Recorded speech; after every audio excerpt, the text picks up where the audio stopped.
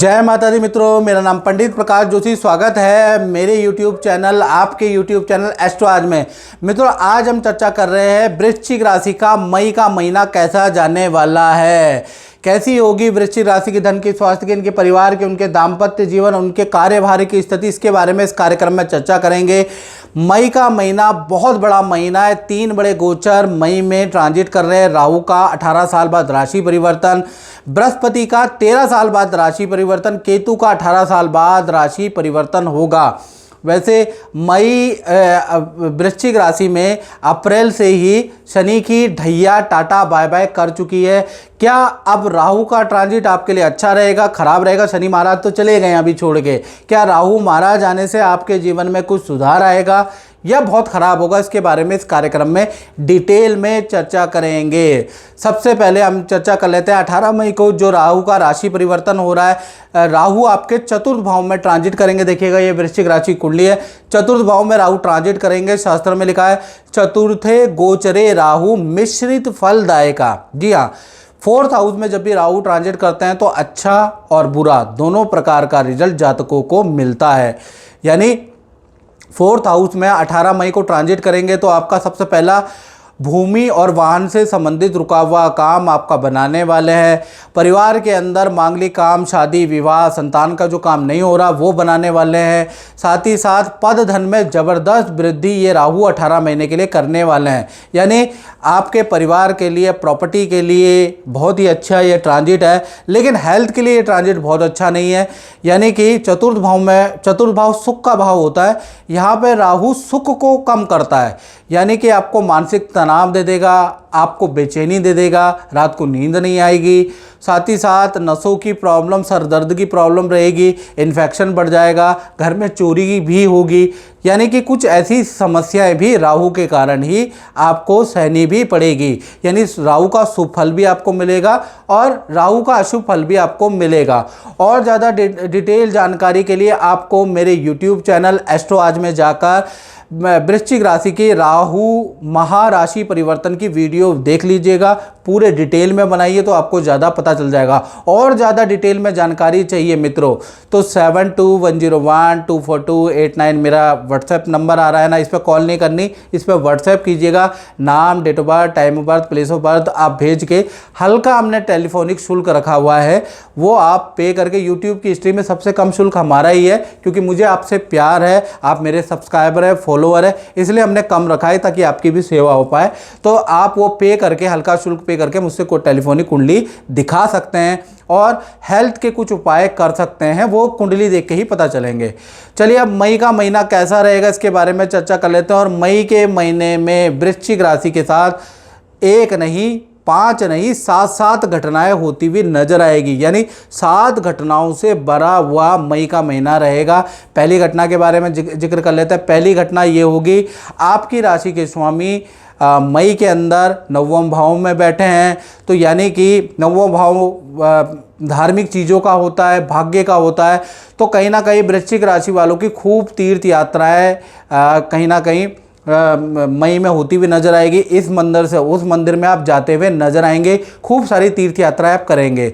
साथ ही साथ हेल्थ के लिए देखा जाए तो एलर्जी की समस्या, स्किन की प्रॉब्लम आपको हो सकती है। बाकी मई का महीना सब कुछ हेल्थ के लिए नॉर्मल है। छोटी मोटी स्किन और एलर्जी की प्रॉब्लम आपको रह सकती है। दूसरी घटना के बारे में बात करें तो वृश्चिक राशि के धन भाव से जुड़ी हुई दूसरी घटना होगी। धन भाव के स्वामी यानी बृहस्पति 7वें भाव में बैठे 13 मई के बाद अष्टम में गोचर करेंगे। तो 1 तारीख के से लेकर 14 मई तक धन का फ्लो आपका नॉर्मल रहेगा, जैसा है वैसा ही रहेगा। हाँ, LIC FD में कुछ धन खर्च आपका हो सकता है, उसका योग नज़र आ रहा है। लेकिन धन के फ्लो में कोई भी 14 तारीख तक आप कोई ज़्यादा खास परिवर्तन नहीं देखेंगे। 15 तारीख से और 31 मई के बीच में गुरु मिथुन राशि में चले जाएंगे। तो कहीं ना कहीं जैसे ही मिथुन राशि में जाएंगे, अचानक ही कोई व्यक्ति आएगा और आपको अच्छा खासा धन लाभ अचानक ही आपको मिलता हुआ नजर आएगा। पैतृक प्रॉपर्टी या गांव की प्रॉपर्टी से आपको कुछ लाभ होगा। अचानक ही आपको आपकी क्रय विक्रय से आपको लाभ होगा, यानी आपकी प्रॉपर्टी के खरीदार मिल जाएंगे, अचानक ही आपको बयाना देके जाएंगे, उसके योग नज़र आ रहा है। सोना चांदी शेयर से भी आपको लाभ होगा, यानी बृहस्पति का जैसे ही ट्रांजिट मिथुन राशि में आपके अष्टम भाव में होगा, आपके लिए तो माला माल वाली स्थिति रहने वाली है, यानी धन का फ्लो 15 तारीख के बाद बहुत अच्छा है। तीसरी घटना के बारे में बात करें तो तीसरी घटना का संबंध आपके परिवार भाव से है। परिवार भाव के स्वामी यानी शनि बैठते हैं। शनि इस समय पे 4 ग्रहों के साथ हैं, राहु शनि शुक्र बुध, ये चारों ग्रह एक साथ युति मार के बैठे हैं, यानी कि परिवार भाव के स्वामी पिशाच योग में बैठे हुए हैं। तो 1 तारीख से लेकर और 17 तारीख तक तो भाई घर के अंदर किसी सदस्य के कारण कलेश रहेगा, घर के अंदर थोड़ा सा नौकरों को लेकर परेशानी रहेगी, नौकर या कर्मचारी अचानक काम छोड़ के चले जाएंगे, उससे आपको परेशानी रहेगी, या घर से संबंधित कुछ हल्का फुल्का रेनोवेशन जो आप करा रहे हैं तो ठेकेदार से आपको परेशानी रहेगी। घर के अंदर बाथरूम टाइल का काम, बिजली का काम होता हुआ नजर आएगा। तो 17 तारीख तक तो घर अस्त व्यस्त ही रहने वाला है। 18 तारीख से लेकर 31 मई में ये पिशाच योग टूट जाएगा, परिवार के साथ में समय मिलेगा, थोड़ा शांति वाला माहौल घर के अंदर आ जाएगा और कहीं ना कहीं परिवार के साथ घूमने जाने का, वक्त बिताने का आपको समय मिलेगा। यानी 17 तारीख तक तो अशांति का माहौल ही रहने वाला है। बात करें चौथी घटना की, तो चौथी घटना का संबंध वृश्चिक राशि वाले उनसे जिनकी संतान है, चाहे छोटी संतान है या आपकी बड़ी संतान है, या फिर आप विद्यार्थी हैं। तो संतान भाव के स्वामी गुरु पहले सप्तम भाव में होंगे, फिर ट्रांजिट करेंगे अष्टम भाव में, यानी कि मई का महीना 2 भागों में बढ़ता है। 1 तारीख से लेकर और 13 मई तक विद्या के लिए, संतान के लिए समय अच्छा है, करियर के लिए भी समय अच्छा है, यहाँ पर भी कोई दिक्कत नहीं, यानी 13 तक भी अच्छा ही है। फिर 14 तारीख से लेकर और 31 मई के बीच में जब ये बृहस्पति मिथुन राशि में जाएंगे तो संतान की गांव की यात्रा का योग बनता है, नदी पहाड़ों में घूमने जाने का योग बनता है। संतान को कहीं ना कहीं कुछ ना कुछ उनका रुका हुआ या विद्या से संबंधित, करियर से संबंधित रुका हुआ काम होता हुआ नजर आएगा। यानी बृहस्पति जैसे ही अष्टम भाव में जाएंगे संतान को अच्छा रिजल्ट मिलेगा, लेकिन अष्टम भाव में संतान को सर्दी की, निमोनिया की, पीलिया की समस्या भी देता है। यानी छोटी बड़ी संतान को थोड़ा खान पीन में ध्यान रखना है, खासकर 13 मई के बाद, क्योंकि पीलिया निमोनिया की समस्या भी बढ़ा सकता है। और मित्रों जैसे कि बहुत सारे लोग हमसे बोलते हैं कि हमें गुरुजी आपसे पर्सनलाइज कुंडली चाहिए, हमें विश्लेषण चाहिए, 15 सालों का हमें विश्लेषण चाहिए और आपके हाथों का चाहिए।